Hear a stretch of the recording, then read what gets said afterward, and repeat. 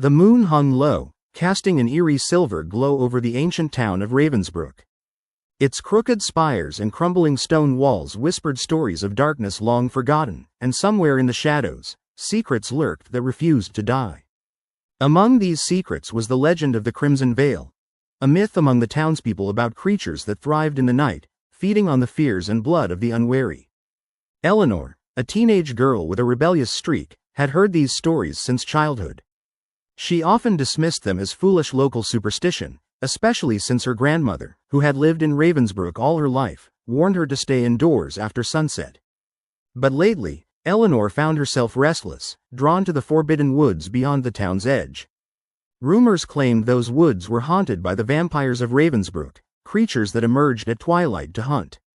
One cool autumn evening, driven by curiosity and a desire for adventure, Eleanor decided to explore the old forest trail.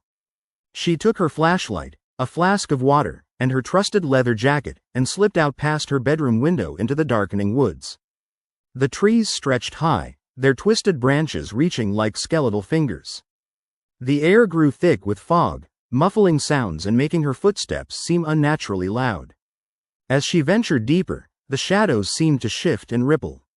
An unsettling chill climbed her spine, but she pressed onward, her heart pounding with a mixture of fear and thrill. Suddenly, she stumbled upon an abandoned cottage, its door hanging ajar. The sight sent a thrill down her spine. This was exactly the kind of place haunted by vampire stories. Overcoming her hesitation, she stepped inside.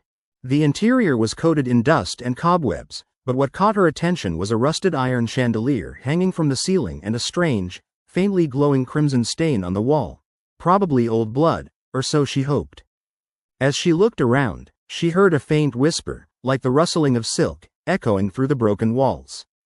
Eleanor's pulse quickened. She turned to leave but froze when she saw it. A figure standing in the shadows. Tall, pale, with eyes that gleamed like dark glass, the stranger's features were eerily perfect, yet cold as ice.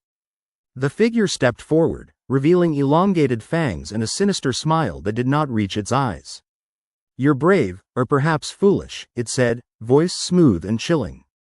"What brings you here, young one?" Eleanor backed away, heart hammering against her ribs.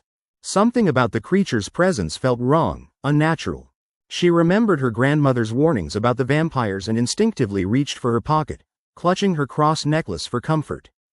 "I'm just exploring," she stammered, trying to hide her fear. "I didn't mean to disturb anything." The vampire tilted his head, eyes narrowing.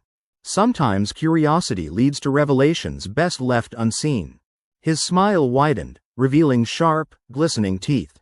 Before she could react, the creature lunged, swift as a strike of lightning. Eleanor stumbled backward, falling onto a broken table. She scrambled to her feet and bolted, her footsteps echoing through the hollow cottage. The vampire's snarled voice chased her as she ran. "You won't escape so easily, little one." Outside, the woods seemed alive with movement, shadows darting just beyond her peripheral vision.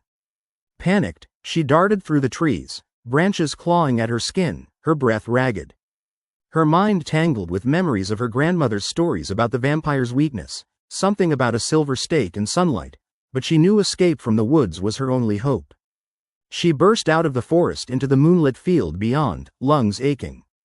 At the edge of the field, she saw her village, warm lights in distant windows and the comforting hum of life.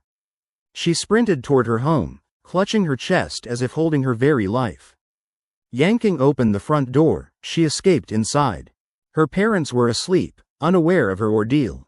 She locked the door behind her and pressed her back to it, trembling violently.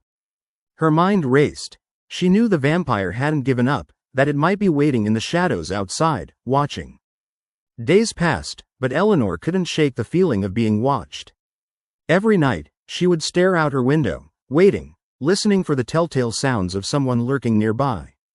Her grandmother, noticing her pale face and trembling hands, took her aside. "Vampires are spirits of darkness," her grandmother whispered one evening. "They feed on fear, but they are also bound by it. Sunlight, silver, and faith, they are what keep them at bay. But once they find a victim, they never truly leave." A shiver ran down Eleanor's spine.